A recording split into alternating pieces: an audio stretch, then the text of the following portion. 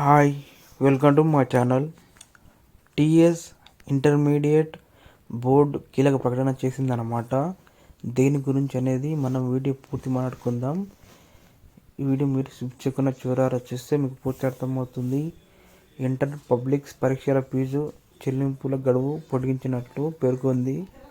December 3 వరకు ఎలాంటి fine లేకుండా చెల్లించవచ్చని ఇంటర్ బోర్డు అధికారులు వెల్లడించారు.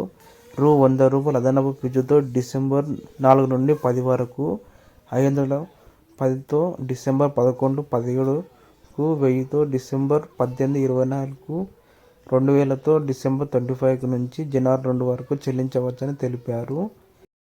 తక్కువ ఫీజుతో కట్టాలనుకుంటే తొందరగా మీరు మీ ఇంటర్మీడియట్ కాలేజీకి వెళ్ళి మీ ఫీజు చెల్లించండి.